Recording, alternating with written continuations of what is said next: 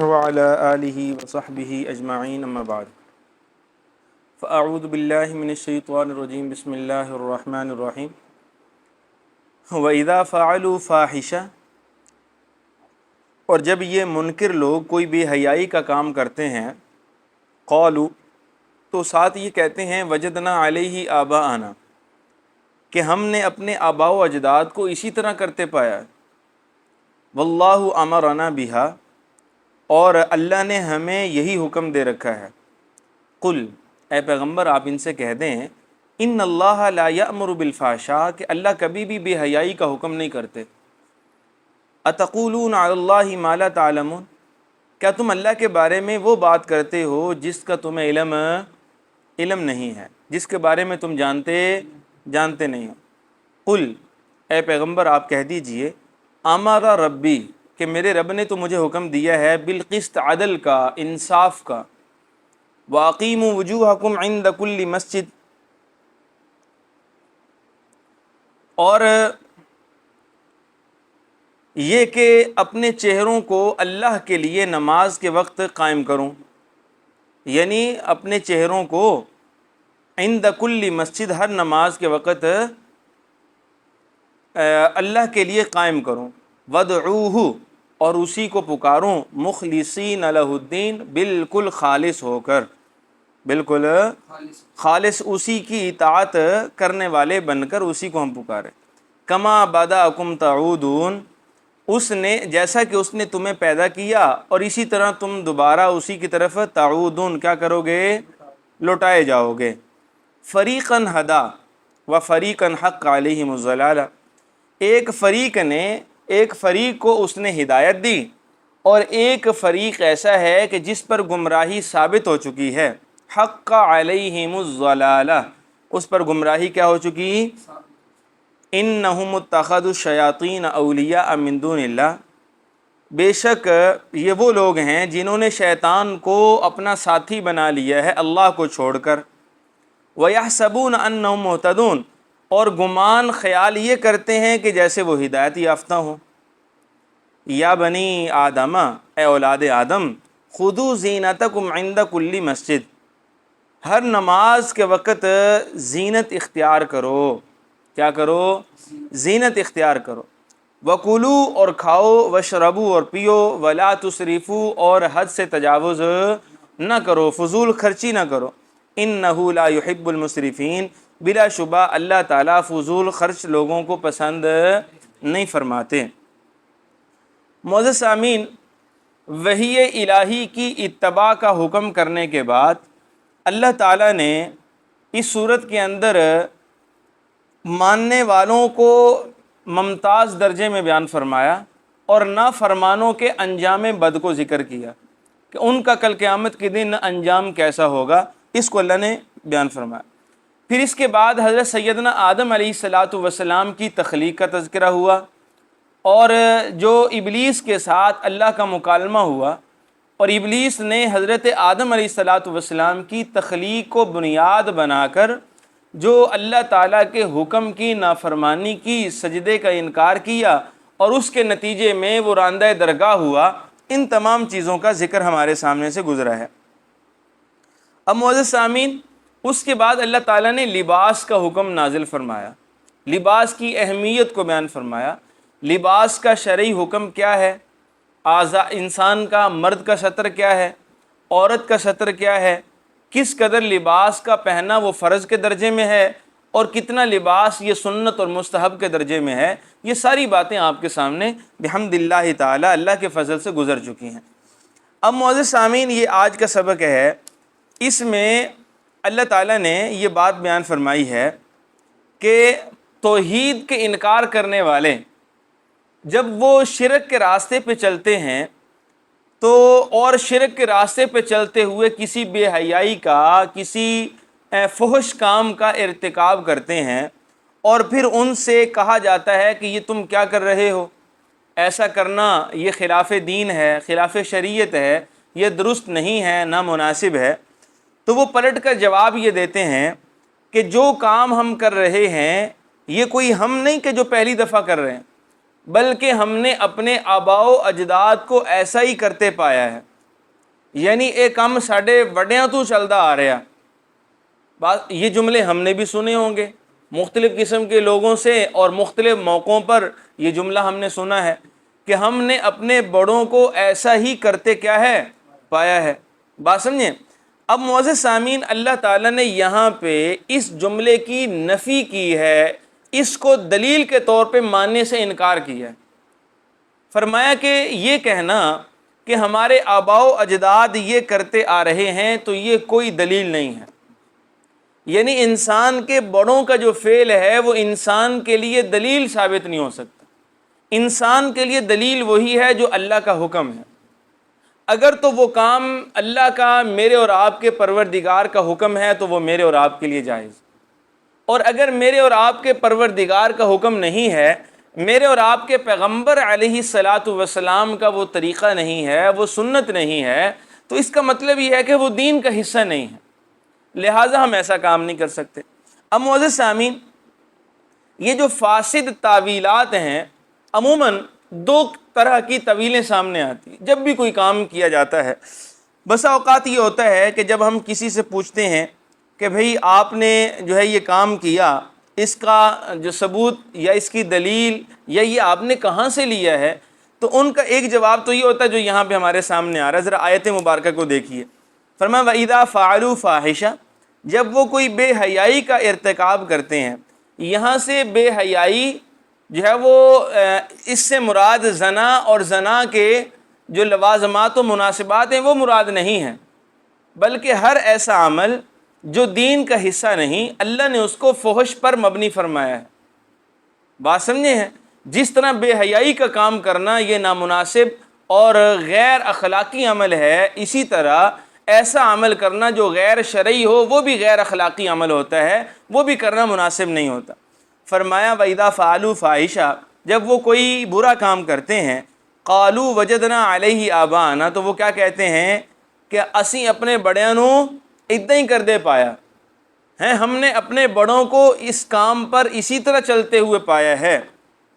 اور دوسرا جواب یہ دیتے ہیں واللہ امرنا بہا، کہ اللہ نے ہمیں ایسا ہی حکم دیا ہے، اللہ نے ہمیں ایسا ہی حکم دیا. معزز سامعین، یہ جو کہا جاتا ہے نا، اللہ تعالیٰ نے اس کا جواب ایک دوسری سورہ بقرہ کے اندر اس طرح کی اندھی تقلید، یہ اندھی تقلید ہو گئی نا کہ ہم نے اپنے والد کو کسی عمل پر چلتے دیکھا، انہوں نے اپنے والد کو کسی عمل پہ چلتے دیکھا، یا ہم نے اپنے کسی گاؤں کے بزرگ کو، کسی جو ہے وہ صوفی کو ایسا کام کرتے دیکھا.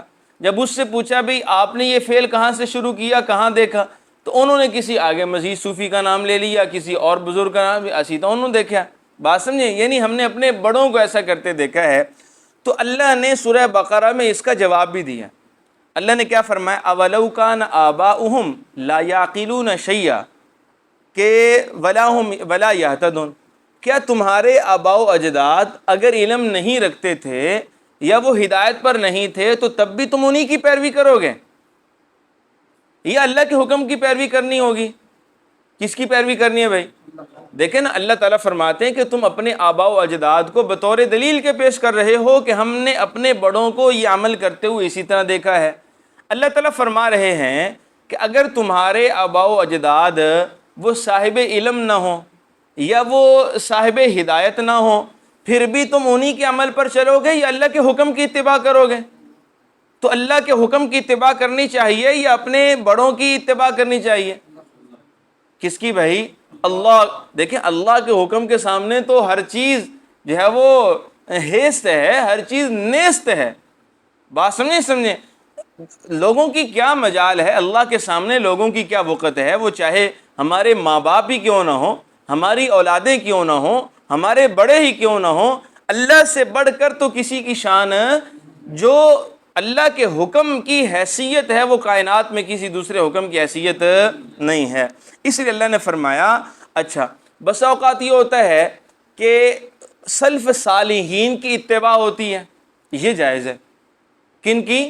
سلف صالحین کی. مثال کے طور پہ سیدنا یوسف علیہ الصلاۃ والسلام کے بارے میں آتا ہے کہ انہوں نے کہا وَاتَّبَعْتُ مِلَّةَ آبَاءِ إِبْرَاهِيمَ وَإِسْحَاقَ وَيَعْقُوبَ.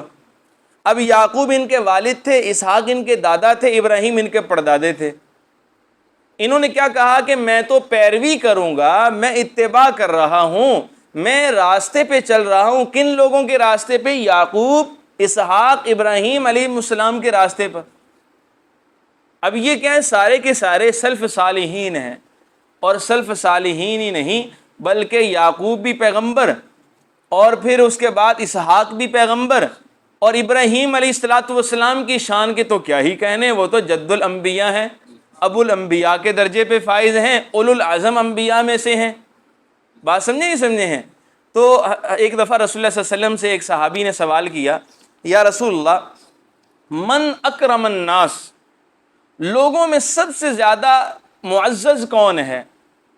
تو رسول اللہ صلی اللہ تعالیٰ علیہ وسلم نے فرمایا کہ لوگوں میں سب سے زیادہ معزز یوسف علیہ السلام ہیں۔ کون ہیں؟ یوسف علیہ السلام۔ اس لیے کہ یوسف علیہ السلام ایک ایسے انسان ہیں کہ خود بھی پیغمبر ہیں، ان کے والد بھی پیغمبر ہیں، ان کے دادا بھی پیغمبر ہیں، اور ان کے پردادا نہ صرف یہ کہ پیغمبر بلکہ ابو الانبیاء ہیں۔ اس لیے رسول اللہ صلی اللہ علیہ وسلم نے فرمایا کہ سب سے زیادہ لوگوں میں سے معزز، مکرم اور مشرف یہ حضرت سیدنا یوسف علیہ السلام۔ بات سمجھے نہیں سمجھے ہیں؟ اس لیے معزز سامعین، حضرت یوسف علیہ السلام نے جو یہ کہا نا کہ وَاتَّبَعْتُ مِلَّةَ آبَاءِ ابراہیم و اسحاق و یعقوب، تو یہ بالکل درست کہا، اس لیے کہ ان کے پیچھے جو سلف صالحین تھے وہ صرف صالحین نہیں تھے بلکہ وہ نبیین بھی تھے۔ وہ کیا تھے؟ نبیین بھی۔ اگر ایسے سلف ہوں، سلف کہتے ہیں گزرے ہوئے، اگر ایسے ہوں تو پھر تو کیا ہی کہنے۔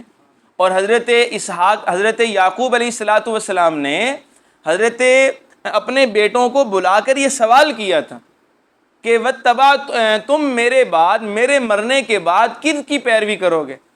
اس وقت ان کے بچوں نے یہ جواب دیا تھا۔ یہ اصل میں سورہ بقرہ پہلے پارے کے بالکل آخری ورقے پر یہ سارے کا سارا قصہ موجود ہے۔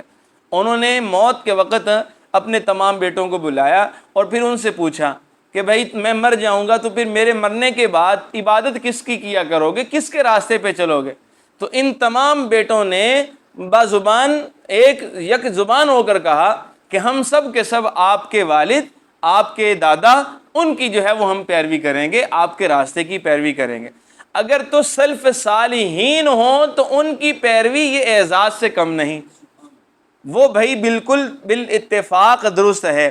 لیکن اگر معزز سامعین جو ہے وہ صالحین سلف نہ ہوں بلکہ ایسے لوگ ہوں کہ جو عام لوگوں کی طرح ہیں، اب ہمارے آباء و اجداد تو عام لوگوں کی طرح تھے نا، اگر علماء ہوتے ہیں، بڑے درجے کے صاحب علم لوگ ہوتے تو پھر تو ہم کہتے کہ بھئی ہمارے جو اجداد ہیں وہ تو بڑے صاحب علم، بڑے ذی شان اور ذی احترام گزرے ہیں، ہم نے تو جو علم ان سے پایا ہے اسی کی پیروی کریں گے۔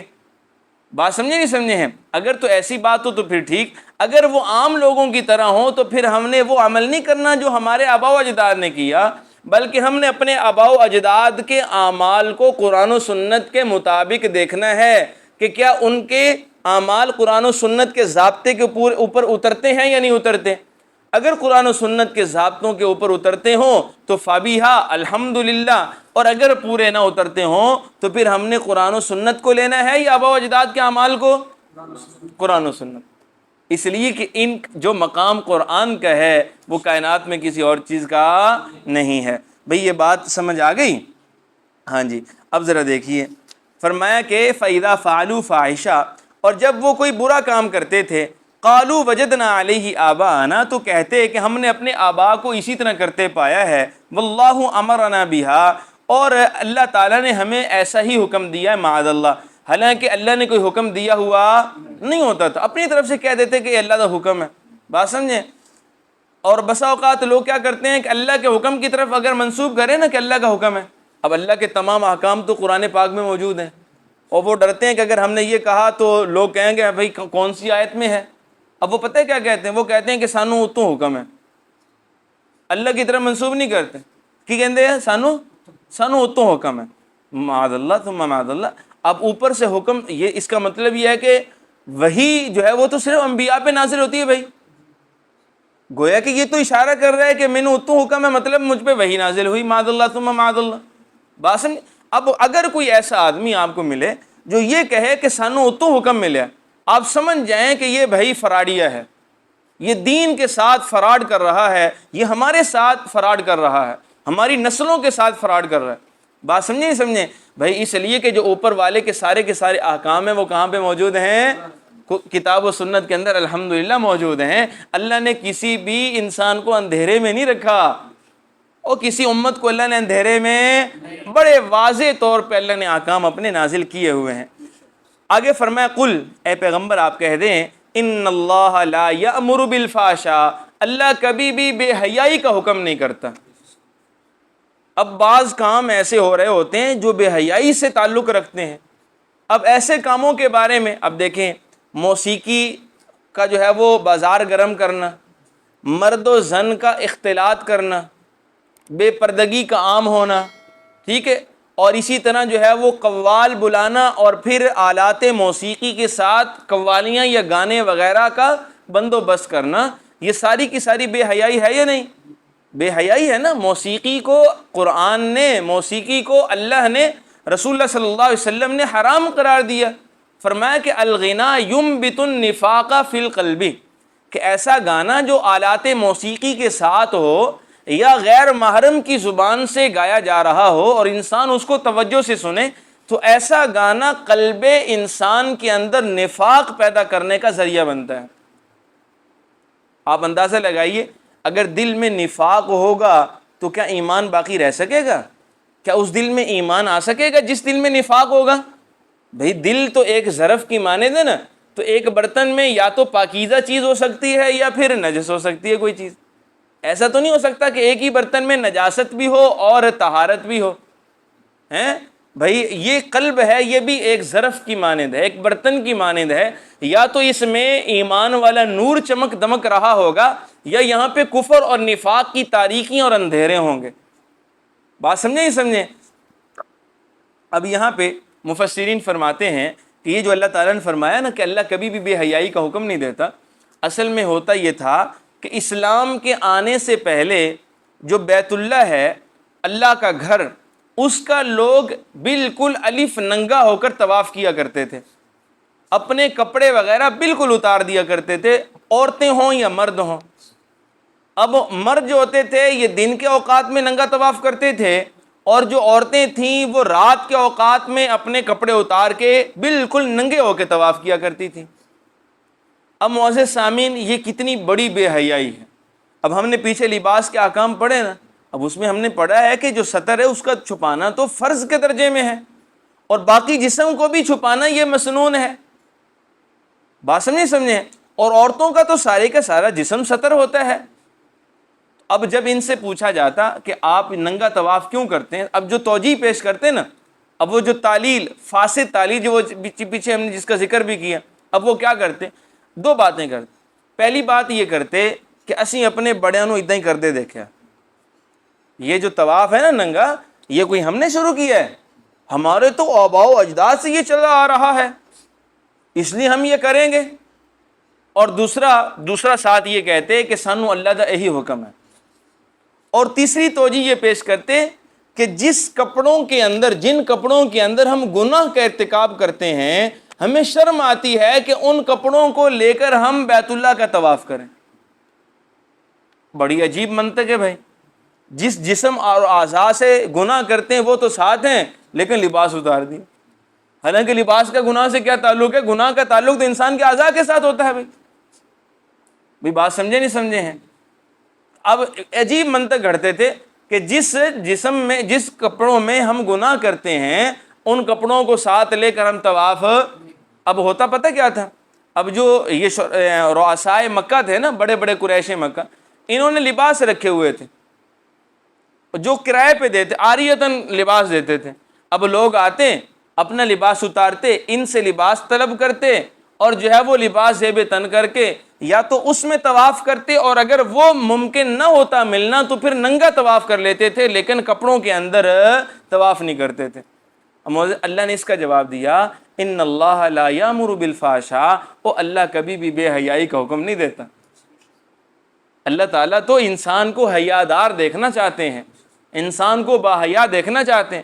یہی وجہ ہے کہ میرے اور آپ کے پیغمبر علیہ الصلوۃ والسلام نے فرمایا الحیاء من الایمان، حیا ایمان کی ایک شاخ ہے۔ اور دوسری حدیث مبارکہ نے فرمایا کہ جب حیا نہ رہے تو پھر تم جو چاہے کرتے پھرو۔ اگر حیا ہی انسان سے ختم ہو جائے تو انسان تو بھائی جو مرضی کرتا پھرے۔ ایک حیا ہی تو ہے جو انسان کو گناہوں سے مانے ہوتا ہے۔ اس لیے معزز سامعین، انسان کو اپنے اندر حیا پیدا کرنے کی کوشش کرنی چاہیے۔ بے حیائی کا کام کرنا، بے حیائی کی گفتگو کرنا، بے حیائی کا ارتکاب کرنا، یہ بھائی ایمان والوں کو زیب نہیں دیتا۔ اس لیے فرمایا اتقولون علی اللہ ما لا تعلمون۔ آگے اللہ تعالیٰ نے اب سوال کر دیا، کیا تم اللہ کے بارے میں ایسی بات کرتے ہو جس کا تمہیں کوئی علم نہیں؟ یعنی تم ڈرو اپنے رب سے، اپنے اللہ سے ڈرو کہ تم اپنی طرف سے احکام کو اللہ کی طرف منسوب کر رہے ہو کہ یہ حکم ہمیں اللہ نے دیا ہے۔ معاذ اللہ، اللہ نے کپڑے اتارنے کا حکم دے دیا۔ جس نے لباس تمہارے لیے اتارا ہے، قد انزلنا علیکم لباسا یواری سوآتکم وریشا، لباس دو مقاصد کے لیے اترا۔ ایک یہ ہے کہ اعضائے مستورہ کو چھپانے کے لیے، ستر کو چھپانے کے لیے۔ دوسرا زینت کا جو ہے وہ اللہ نے سبب اور اس کو ذریعہ بنایا، اس لیے اللہ نے نازل فرمایا۔ اب جب یہ لباس ستر کو چھپانے کا ذریعہ بن کے اترا ہے اور اللہ نے اتارا ہے، اب کوئی یہ کہے کہ اللہ نے اتارنے کا حکم دے دیا ہے تو بھائی یہ بات کبھی بھی تسلیم نہیں کی جائے گی۔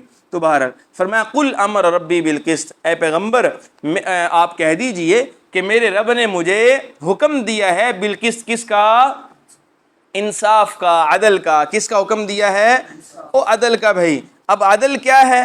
العدل هو الوسط من كل شيء المتجافی عن الافراط والتفریط۔ کہتے ہیں کہ عدل اس درمیانے راستے کو کہا جاتا ہے جو افراط و تفریط سے پاک ہو۔ افراط کہتے ہیں حد سے بڑھ جانا، تفریط کہتے ہیں حد سے اتر جانا، اور عدل کہتے ہیں بالکل درمیانے راستے میں رہنا۔ اعتدال اسی سے ہے نا، درمیانے راستے کو کیا کہتے ہیں؟ اعتدال۔ تو زندگیوں میں اعتدال ہونا چاہیے یا افراط و تفریط ہونی چاہیے؟ نہ تو ہمیں حد سے گزرنا ہے اور نہ ہی حد سے اترنا ہے، بلکہ ہم نے اپنے صحیح راستے پر، جسے صراط مستقیم کہا جاتا ہے، اس پہ رہنا ہے۔ بھائی بات سمجھیں۔ اس لیے فرمایا کہ ہمیں اللہ نے عدل کا حکم دیا ہے، اور آگے کہا واقیموا وجوہکم عند کل مسجد، کہ ہر نماز کے وقت میں اپنے چہرے کو اسی کی طرح متوجہ کروں، یعنی اخلاص اپنے اندر پیدا کروں۔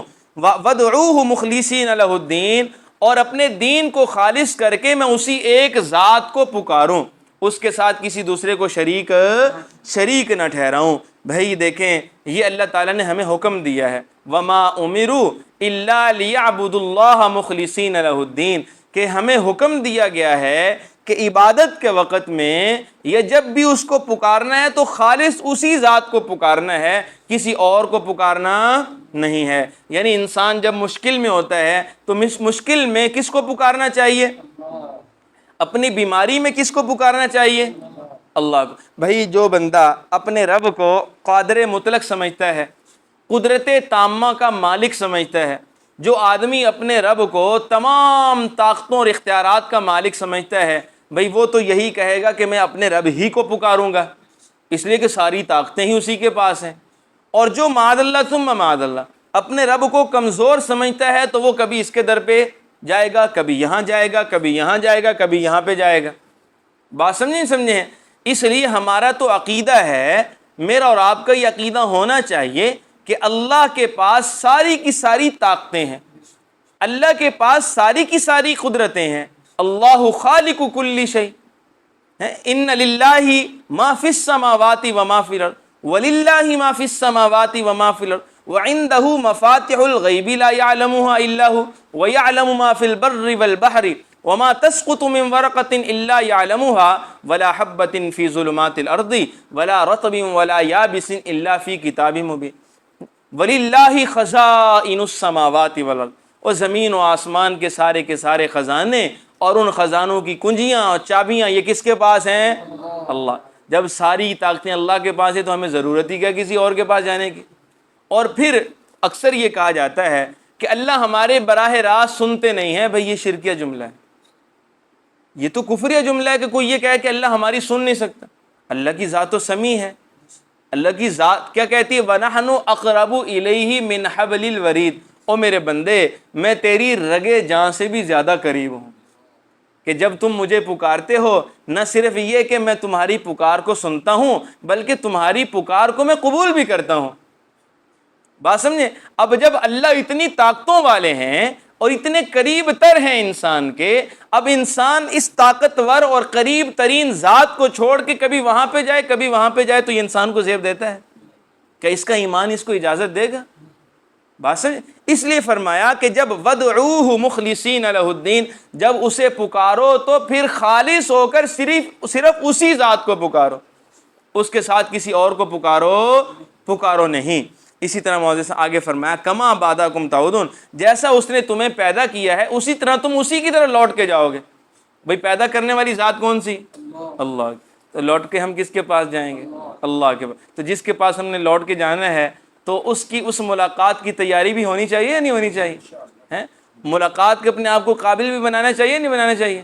آج ہمیں دنیا میں کسی بڑے کی بیٹھک میں جانے کا موقع مل رہا ہو، کوئی بڑی دعوت ہمیں ہو کسی بڑے آدمی کی، حالانکہ آدمی کیا بڑے ہوتے ہیں بھائی، انسان بڑے ہوتے ہیں، یہ لوگ کہاں بڑے ہوتے ہیں بھائی، عہدے تھوڑی بڑے ہوتے ہیں. لیکن بہرحال اگر موقع مل جائے تو انسان جس طرح کی دعوت ہو نا، جس لیول کی ہو، اسی طرح کی تیاری کی کوشش کرتا ہے. ہوتی ہے نہیں ہوتی؟ دیکھیں بھئی اللہ کی ذات سے بڑھ کر تو کائنات میں کوئی بھی نہیں ہے، تو اس سے ہماری ملاقات ہوگی. تو کیا ہم نے اس ملاقات کے لیے اپنے آپ کو تیار کر رکھا ہے؟ یہ تیاری کی فکر ہے یا نہیں ہے؟ تو بہرحال بھئی فکر ہونی چاہیے.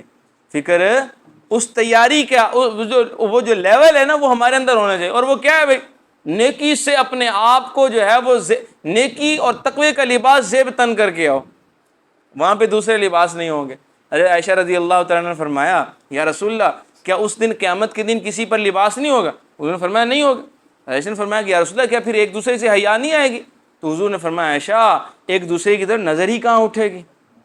ہر کوئی اتنا فکر مند ہوگا اور فکر میں ڈوبا ہوا ہوگا کہ کسی کی طرف نظر اٹھانے کی جو ہے وہ اس کا خیال ہی کہاں پہ آئے گا. بات سمجھے؟ اور پھر جب جنت میں جانے کے فیصلے ہوں گے اللہ تعالیٰ اہل جنت کو بہشتوں کے لباس پہنائیں گے، ایسا اعزاز و اکرام والا لباس، خدا کی قسم اس لباس پر ساری کی ساری کائنات کو قربان کیا جا سکتا ہے. بات سمجھے نہیں سمجھے ہیں؟ اسی طرح بھائی جو جہنمی ہیں ان کو پھر جہنم اور آگ کا لباس پہنایا جائے گا، اس کا بھی ذکر ملتا ہے. اللہ تعالیٰ اس سے ہماری حفاظت فرمائے. فرمایا کما بداکم، جیسا کہ اس نے تمہیں پیدا کیا، تعودون تم اسی کی طرف لوٹائے جاؤ گے. فریقاً ہدا و فریقاً حق علیم و ضلال. اب اللہ نے فرمایا یہ جو پیچھے باتیں آ گئی نا، صرف اسی کو پکارنے کا حکم آ گیا، اللہ کی راستے پر چلنے کا حکم آ گیا، غیر اللہ سے بچنے کا حکم آ گیا. اب اللہ نے فرمایا کہ ایک فریق ایسا ہے، لوگوں کی دو جماعتیں ہو جائیں گی یہ سن کے. ایک فریق ایسا ہوگا جو ہدایت پر چلنے والا ہوگا، اور دوسرا ایسا ہوگا کہ جس پر گمراہی ثابت ہو جائے گی، یعنی وہ پھر بھی گمراہ رہے گا. انہم اتخذوا الشیاطین اولیاء من، یہ وہ لوگ ہیں جنہوں نے اللہ کو چھوڑ کر شیاطین کو اپنا دوست بنا لیا.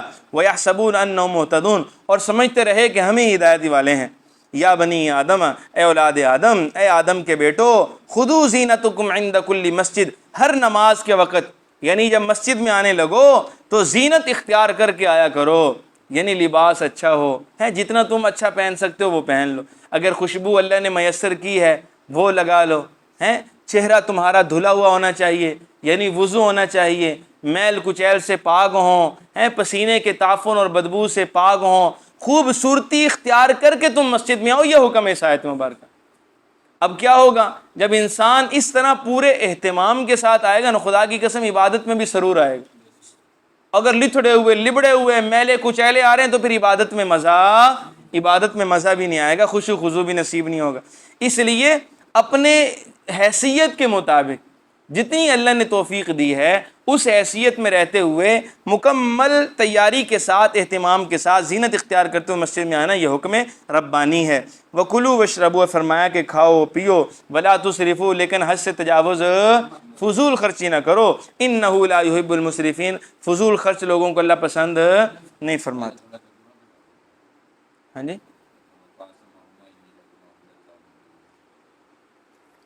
کس آیت نمبر کیا ہے؟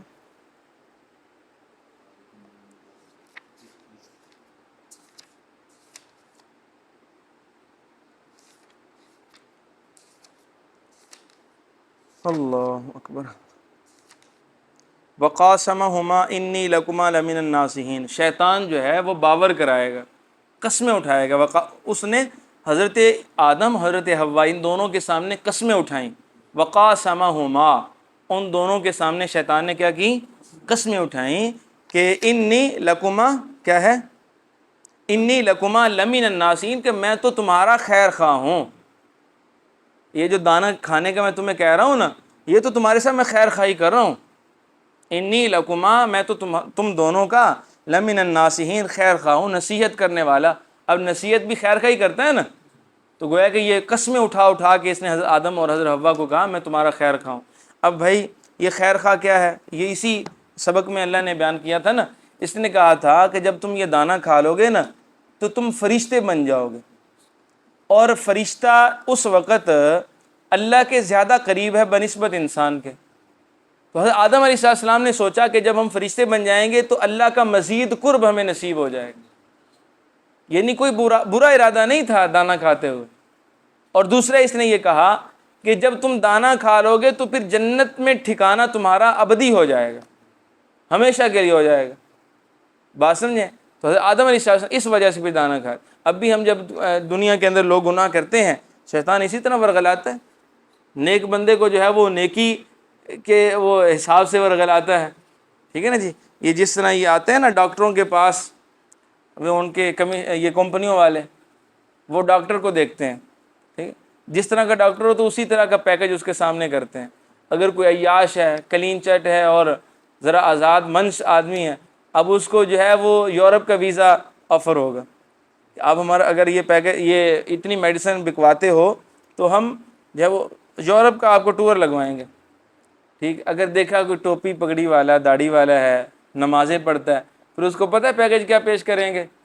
عمرہ آپ کو کروائیں گے، اگلے سال کا حج آپ کا پکا ہو کر آپ نے اتنی دوائی بکوا دی، ٹھیک ہے نا۔ تو شیطان بھی یہی اختیار کرتا ہے بھی، جس طرح کا بندہ ہو پھر اسی طرح کا اس پہ اٹیک کرتا ہے، حملہ کرتا ہے۔ بات سمجھے؟